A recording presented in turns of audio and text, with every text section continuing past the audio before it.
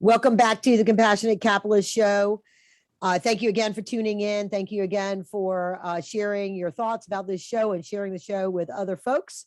I have a terrific guest today. Her name is Donna Griffit.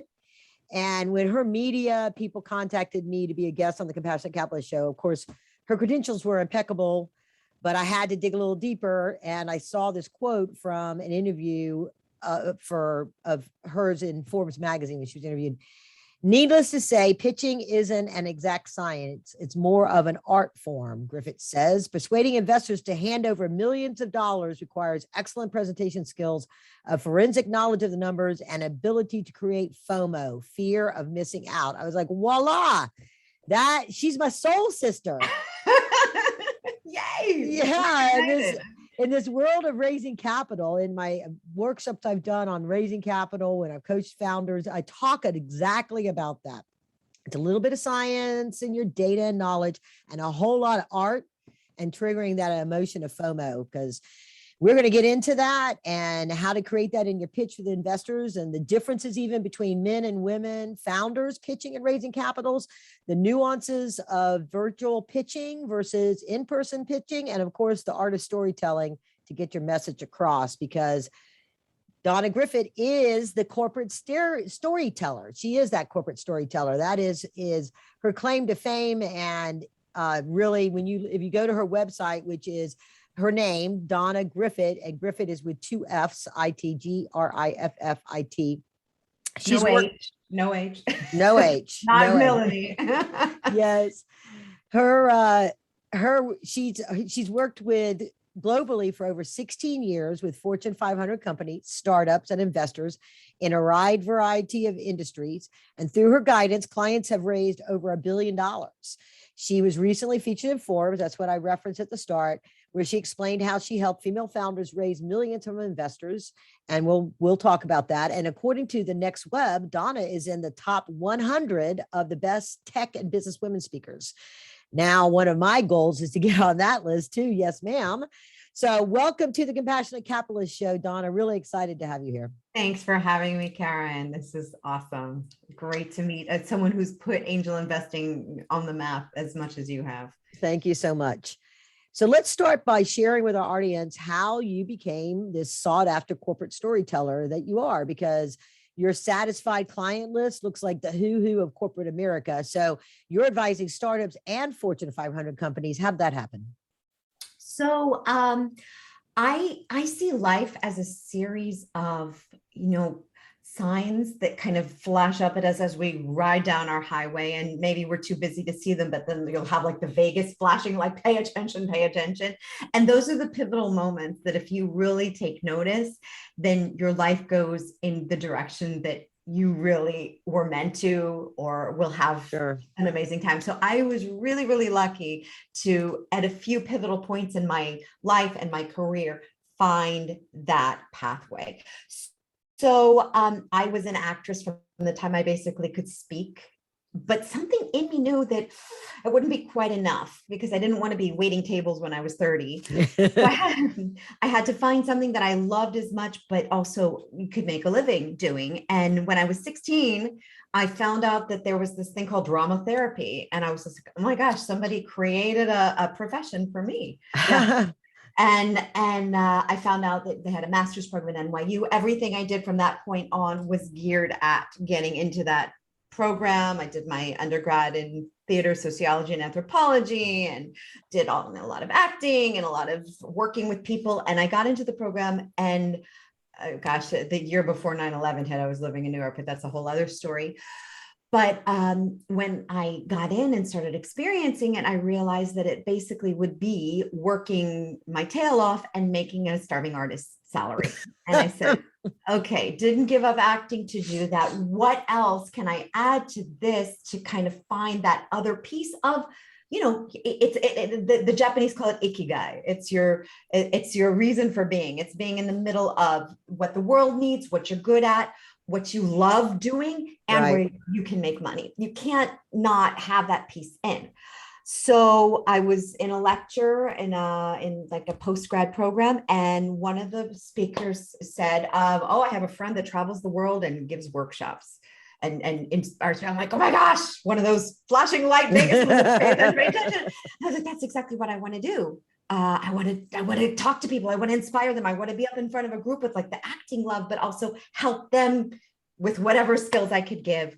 And I was lucky enough on Craigslist to find my first job right out of grad school. Wow. With Boyer Communications Group, wonderful little firm, boutique firm in New York. And I was sent all over the world to Fortune 500 companies to give presentation skills and business writing skills. I learned so much of what I know today from Brad Boyer, who was my boss and more like a father than a boss. And then came 2008.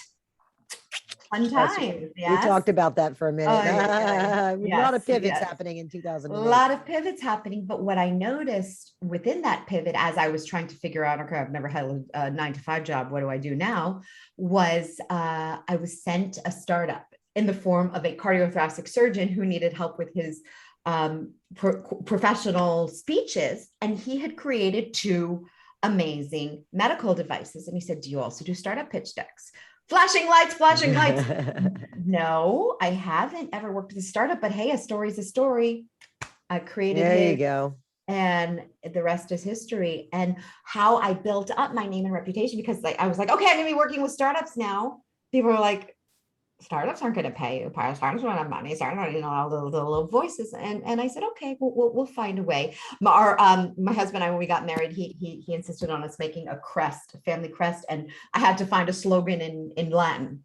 So it was aut venium, in viam aut venium aut faciam. I will either find a way or make a way. There you go. So I just started giving my services as sponsorship for conferences and for pitch competitions and for accelerators. And so let me make your pitches look great. Just give me the credit, put my logo up, thank me. And people started connecting the name Donna to great pitches. And it just, the business kind of came from there, because when you establish that trust and people are happy with what you do, they talk. Right. Also, bad they talk, but you want to be on the good end of that talking. So that's pretty much it. That's fascinating. Yes. Those flashing light. That's I always say I have this the long and winding road to where I am today, right? Hearing Paul's voice as you say that, right? So okay, so getting on to about engaging in a memorable presentation. So in my book, Inside Secrets to Angel Investing, and in my workshops, I talk about this thing called the capital funnel. It's sort of very similar to the sales funnel, but it's the capital funnel, right? And so your experience may be different in Silicon Valley versus Southeast. So we'll get into that in a little bit, but I call it the Karen theory of private equity, Karen capital theory of private equity, mostly because Karen Rands means nothing, right? And following after, some of the other theories and technology and things. So the way it works is that for every check writer, you'll get 3 sweethearts, and to put a 5X on that, you has to see it to make a quick no. And what that really means is like when they're seeing a pitch or an actual executive summary, or the big one, the word of mouth recommendations to look at this deal, and they pass or they go forward, right? And that's where the sweethearts come. So they're the ones you do the due diligence with and you do the follow-up. So if you do the math on that, if an average check writer is 25,000 and you're raising $1 million, that's 40 check writers, 120 in some form of a follow-up, but makes it to 600 have to have seen it or heard about it, right? Wow. And it's a daunting number that I always tell entrepreneurs, you have to be prepared for this. And how you get to the 600, because, they would come to my pitch event or different, and there'd be 40 people there and they need 40 check writers. And they're like, done. No. If you get everyone's going to be pulling out their checkbook at the end of the exactly. event. If you get 3 or 4 that want to spend time with you, you've done well. You did a good pitch, because that's just the nature of the numbers. And a lot of entrepreneurs that raised all their capital, they would say, oh, well, that's actually kind of conservative, Karen. It was more. And those that raise less or have less numbers, it's because they accomplished what you have talked about that we mentioned earlier, to be memorable. So I tell folks what you want to do is, people may say, not for me, but they remember you. And I think you referenced something where you have pictures that were a decade old that you still remember. I remember the story. I remember the story, the yes. founder story. I don't remember their CAC and their LTV and their business model. I remember the story of why they started it. Exactly. And that's the thing. You want those investors, when they're on the golf course a week later and somebody says, hey, I've been wondering about investing in XYZ. And they go, oh, I saw a company talk about that 3 weeks ago or last month. Let me see if I can dig up the link and I'll send it to you. I call it the brag factor. So yes. That's like, investors will invest for several different reasons. One of them is like, exactly like you use the golf course. I say cooking out, barbecuing with friends. Like, oh my gosh, you won't believe the coolest company I invested in. That's the FOMO piece, because you don't want to feel you missed out. You want to be able to say, I found the coolest company. Oh my gosh. Exactly. That's why I said, and for them to be able to tell the story of what you do, because I mean, investors are obviously very smart people because they're making a lot of money doing what they do, and they get a lot of things, but sometimes you still can lose them in the weeds if you get too technical, too numerical. You really want to rise above and give the outline of the story. Due diligence will be a chance to dive into all the nitty gritty of it. Exactly. The goal of the meeting isn't to try to get the check. The goal of the meeting is to get the next meeting. Yes. Thank you, Karen. I've been saying this for years. I love that. I love when I talk to investors, and it just affirms what I've been telling my clients for so many years. You're not going to get the check at the end of the meeting. I mean, I'm sure there's some Cinderella stories where you do, but if you get enough interest that they either make an introduction or set another meeting or ask for an in-depth report of your traction or whatever it is, that's very positive, because you're moving towards action, which the final action, we hope, whatever it takes, another month, 2, 3, 6 months later, the investment round being closed. Yeah, absolutely. So you put it into nice little categories: credibility, likability, and momentum. So explain to our audience what that all means and how it wraps into, the kind of things that you really need to be in a pitch deck when you go through like Guy Kawasaki's, 12 pages. And don't get me started. I'm at odds with Mr. Kawasaki. One of these days he's going to catch up with me, because the whole 10 slides to tell the story has led to a lot of DMVI charts being created. Oh my Lord. It's not about getting it on the 10 slides. It's getting the content that you need to be on there in a very structured, organized way. Nobody's sitting there counting your slides, but if you do shove a slide with 50 bullet points and 10-point font in their faces, most likely you're going to lose them. They do this. What's on my phone? What am I, My phone is fascinating. Yes. Let's check the scores of the game or the stock market or whatever. Anything except doing that. I call it, they want to commit suicide. I'm sorry, that might not be very but yeah. Don't make people want to do that. So there are 3 things, and I've had conversations over the years with a lot of investors, because, I'm kind of sort of a mediator somewhere in between, and I can pass on information to both sides. And I love gleaning new insights from investors that I can then pass on to my clients and do better work when I'm creating pitch decks. So a lot of the things that have resonated with there's 3 things that investors listen for: credibility. How well do you know your field? Do you have the team to back it up? Do they have the industry knowledge and experience for it? Do you have good people on your advisory board? Do you understand the ins and the outs? Do you know your audience? Does your audience, really take to what you're doing? That's the credibility piece. Likability. It's not being, cutesy little cheerleader likable.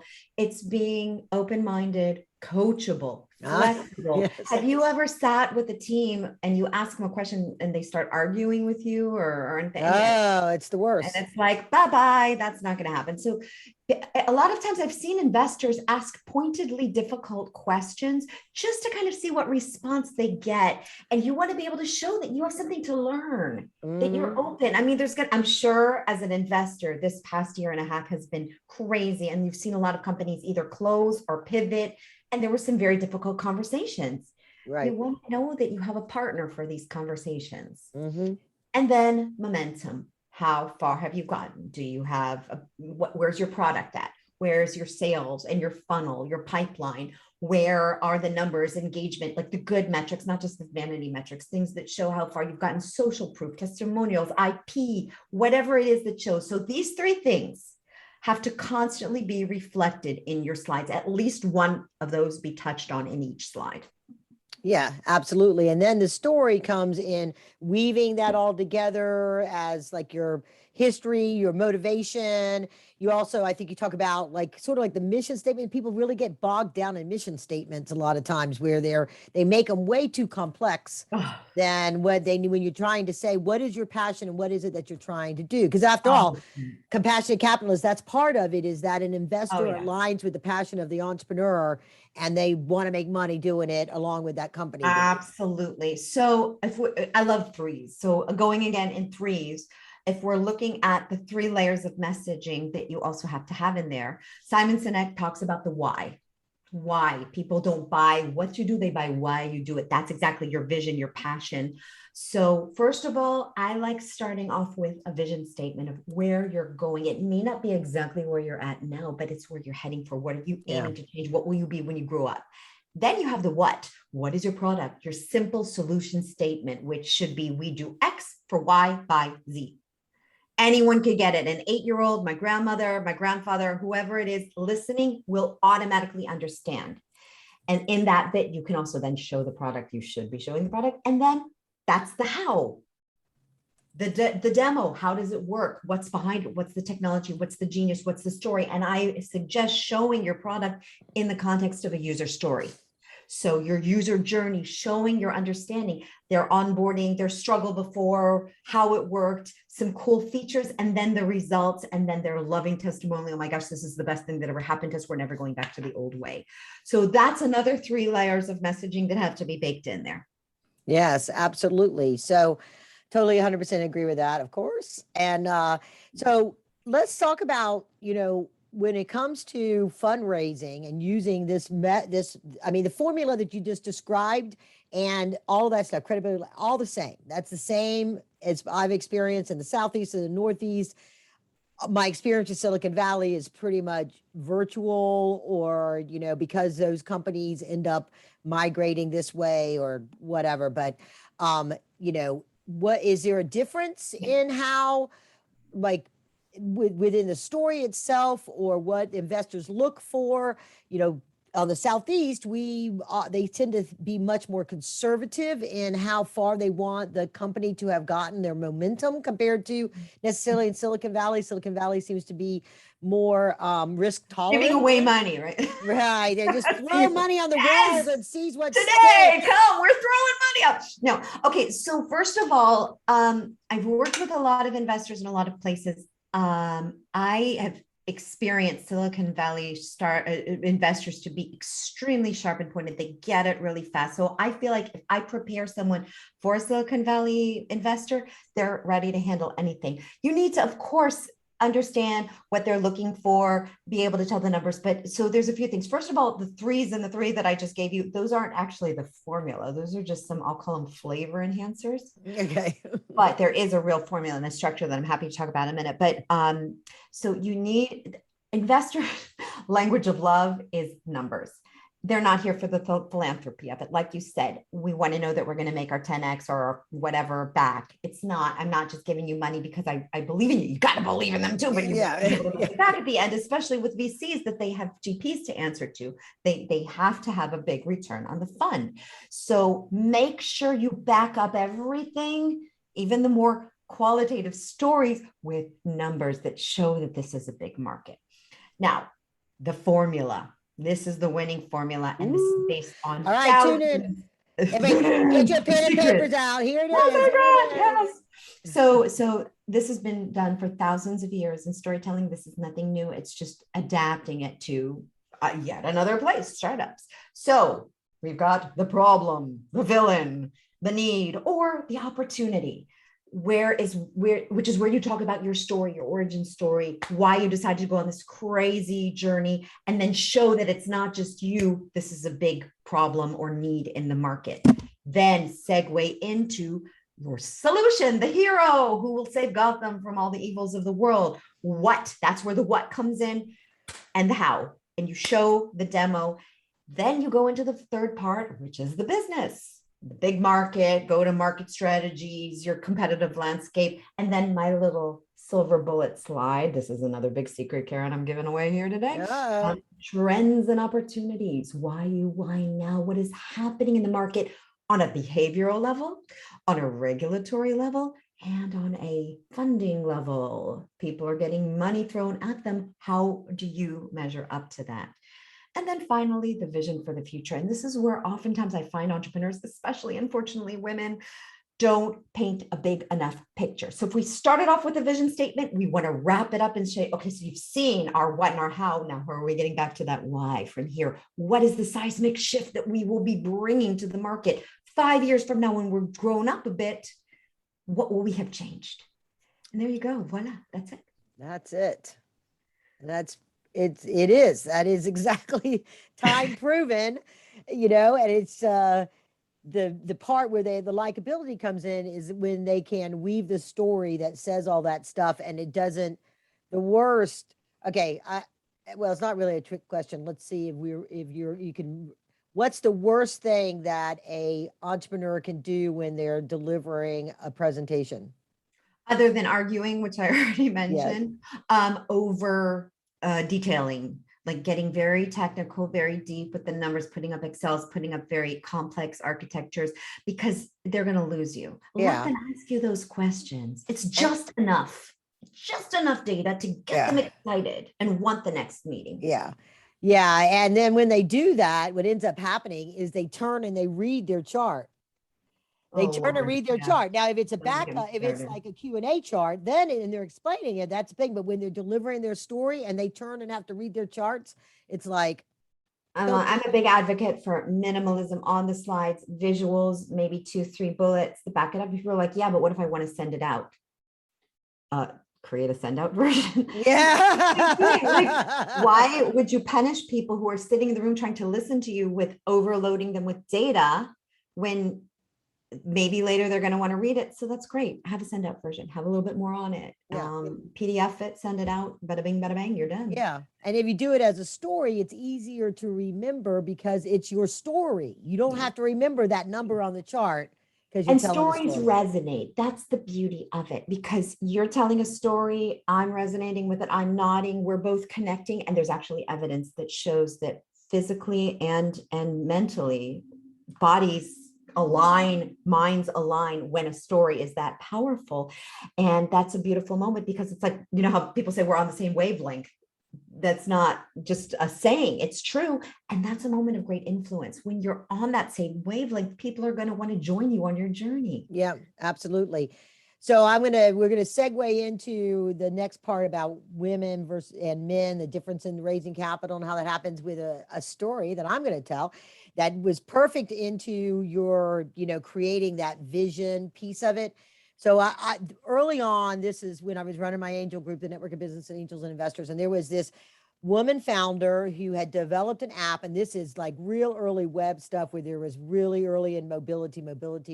And so there wasn't a web mobility on the phone. People were they were forced to start doing mobile apps on versions because people were using their phones to go. And you remember, I don't know, you remember how you used to have to scroll all the way across and oh my all gosh, this kind of stuff. Back and forth and turn it so crazy. And so now when I have a company that does it, I'm like, God, get into the 21st century here. Anyway, so I digress. So this woman had developed an app and she was in the fashion industry and she knew like Macy's and all these things. And she was up in Manhattan, and they were really struggling with doing online e-commerce with stuff that had like a catalog. And so she had developed a sort of an interface app that would take their web and then present it in a mobile environment. And she already had some customers. She already had some revenues and stuff like that. And she got up there and I didn't do any real coaching with her because of who she had been brought in by, that I thought a man. Turned out he didn't really coach her properly. But anyhow, they had, at the end, I thought everybody's going to be all over this. It's so obvious how big this is going to be. But what ended up happening was most of my audience were men, and there were investors in the group, and they were And I asked them afterwards, well, what did you think about that? Wasn't that really exciting? Couldn't you see the potential? And they go, oh yeah, it's a huge opportunity. I could see it, but she's not the one to do it. And I was like, well, why is that?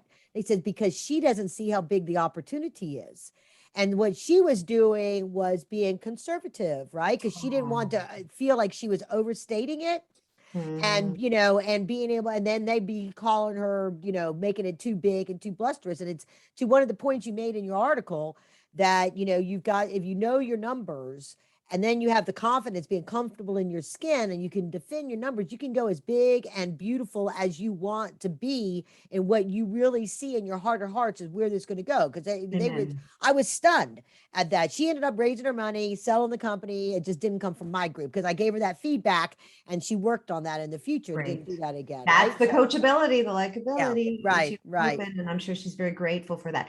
So I wish I could say there was no difference between men raising and women raising. Unfortunately, the stats speak otherwise. The last we had is about 7% of VC funding goes to women-led companies. I'm hoping to see that shifting more and more. I co-lead a community called Women Founders Unite, where women founders and investors can come together and support each other. And I think that a lot of the change will come from women rising to more leadership positions, more women investing, becoming angel investors, VC partners, because I do think that people tend to invest in something that they identify with. So maybe with shopping or things that are more women oriented, not that women are not the biggest buying power in the US, but that will cause what part of the shift, but the onus is on us. And we're going to be more scrutinized. So we have to come even more prepared. And I always will ask my women founder clients, listen, because they get a little skittish, like you said, about being conservative. Like, is it okay to tell it? I don't have it yet. This is just a vision. Absolutely. It's okay. And it's expected. And I want to ask you, if you were a 24-year-old Stanford grad with all the grit, getting out there and selling this big vision, would you have any qualms about doing it? Probably not. So maybe there is something we can learn from men who invest and come in with all this bravado. Now it's not braggy or in, if it's real, if it's got back up. Now you have what you have, and then you can base projections off of that. But you need to be able to paint that bigger vision. Like, we are truly shifting this e-commerce space. Companies like Macy's are struggling with this. We are here to pop off that bottleneck and make it all flow. Yeah, absolutely. So do you find that, that are women becoming more confident as founders of companies to go and pitch to the, what has traditionally been, and this probably also applies to founders of color as well, because a lot of the angel investor community, particularly of organized groups, is dominantly white male, mid 40s and 50s, right? So women get 7%. I think for women of color, it's about 1 or 2%, something very low. So it's an even bigger problem. So I'm hoping that as we've had, I see, the pendulum swinging in terms of diversity and inclusion, and we had a great big swing happen at the height of the pandemic and with Black Lives Matter. Yeah. And then there was a big movement towards wanting to invest more diversely. And there's a lot of tools coming out for DEI. So I really hope that it's not just going to be lip service, that it's not going, we want to invest diversely, but we can't find women. You can't find women. You're listening to this, come to me. I have a list of incredible women founders that are, we have the pitch decks, we have everything. There are plenty of phenomenal women out there doing phenomenal things, phenomenal founders of color doing phenomenal things. It's time to look outside. And I think that the pandemic really served to kind of mix things up, because Sand Hill Road would not look beyond its 10-mile radius. And then suddenly we were all on Zoom, so it didn't really matter. I know. And all of a sudden we're finding founders in Kansas and in Singapore and in Africa. And wow, there's a big world out there. How about that? Yeah. And we can do business virtually. So that, I think, was the gift of this crazy pandemic. I think that's a big part of it. I think all those trends. This is kind of to your point about what's going on in the marketplace right now, kind of a thing when people talk about that. But I did a couple of podcasts talking about Black prosperity, past, present, and future, and a big part of it was those statistics, right? About how it's hard to go. They get entree into the rooms. They didn't to be able to actually even pitch, and the pandemic really did change that because it didn't matter where you were located, right? Just like It didn't you matter where you're said. located. It didn't matter if your kids were playing in the next room. It Yeah, didn't matter if you were pregnant. Nobody could see that. I right. have a friend. She is a phenomenal founder of a company called Papaya Global, who is now unicorn status. And she raised 3 Ah, mega rounds at the same time where she was having 3 kids. And wow. the first round she was raising, she basically was kind of like looked down upon. She was here actually in the valley raising, and a few people said to her, let's talk after you have the baby. Oh, That same VC firm came back to her in her 3rd mega round wanting to join in, and she said, sorry, no. good for I have a lot of her. admiration for that, because people show their true colors in that. Now, Yeah. sometimes it'll be like you didn't get the solid no, and people will come back later on after they've heard some traction and be like, hey, how are you? Don't poo-poo them then. But if they've said something that blatantly misogynistic or sexist or whatever we want to call it, that's not the kind of people you want on your Yeah. journey with you. Well, and that's a big part of the follow-up. What I tell folks when they're raising capital and that funnel that we talked about. So somebody's asked for information, but you don't hear from them. Or you've had a couple of follow-up exchanges and you're like, oh, they must not be interested. No, they're never a no until they're actually a no. Yeah. Sometimes they're waiting for an exit. Sometimes their Yeah, daughter's or getting a married. major milestone. So I Yeah, always say, take those people off of your weekly follow-up list and put them on your monthly or your quarterly, right. so that they see what's going on with you and they see your traction. And you don't be surprised if you then hear back from them, because in Yeah. Silicon Valley, you will rarely hear a no. You'll probably hear a great, amazing, awesome, totally going to do this, can't wait, and then never hear from the person again until you hit a point of traction. And it's not that they didn't really mean that in the moment. If they're truly interested, how do you know? They'll take action. They'll email, they'll intro, they'll whatever. Something will Right. be done. But if they're interested and still want to watch you, they're not going to say that no. They want to have the door still slightly open. Right. Right. Right.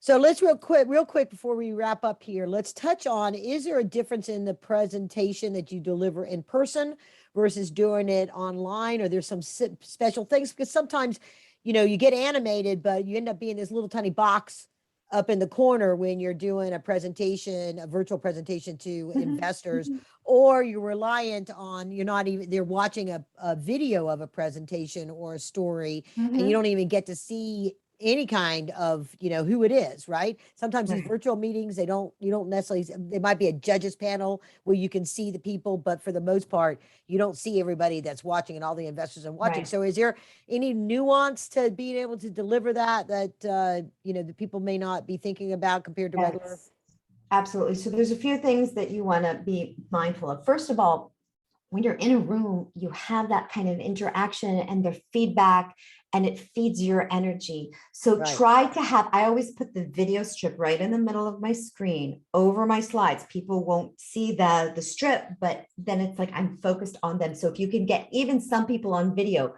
and kind of use that as the interaction, or imagine the room so excited, you have to treat it like an in-person meeting with the excitement. Get a little bit dressed up. I mean, out of the yoga pants and the sweats. Something that makes you feel a little more normal. Wear shoes even. I mean, it's something that gets you feeling that kind of sense of like that in-person adrenaline. Right. Your voice becomes even more important. You must practice and record your voice. If you're putting yourself to sleep, likely you're putting others to sleep. So do an exercise like you are a QVC, your home shopping network salesperson, like going totally over the top, and then listen to that. Most likely that's actually not as bad as you thought it was going to be. And you need to kind of ump up that energy. See my hands now, they're up here in the little box, as you called it. If I was on stage, they'd probably be down here, but you can't see it. The hands add emphasis. So bring them into the Zoom thing. Lean forward, talk to them. Then you can lean back. So it's changing things up and grabbing their Good. attention, and your slides have to be spectacular. there's no choice for crappy looking, no room for crappy looking slides. If you're building $1 billion product, your slides have to look like $1 billion too. Yeah. And either hire a great designer or use some of the tools out there like Canva or Beautiful AI or Pitch.io or whatever to improve your slides. You only get one chance. Make it a good one. Make it a good one. People are deciding in the first 30 seconds whether they're interested in even considering moving on with you, not if they're investing in you, just moving to the next stage. So make those first 30 seconds stellar. Yeah. Whether you're in the room or you're in the Zoom. Yeah. And sometimes those first 30 seconds are, do they listen for the next 9 minutes? Absolutely. Yeah. Absolutely. So great. So, okay, Donna, and everybody remember now, Donna Griffit.com, DonnaGriffit.com. As you see, my name's written here. Just take away the little space and make it Yeah. And I'm going to have her Facebook group link in the show notes. So go click on that if you want to, if you're a female founder or a female investor. It's really just females in this group, right? Yes, it's only women. Okay. Sorry, guys.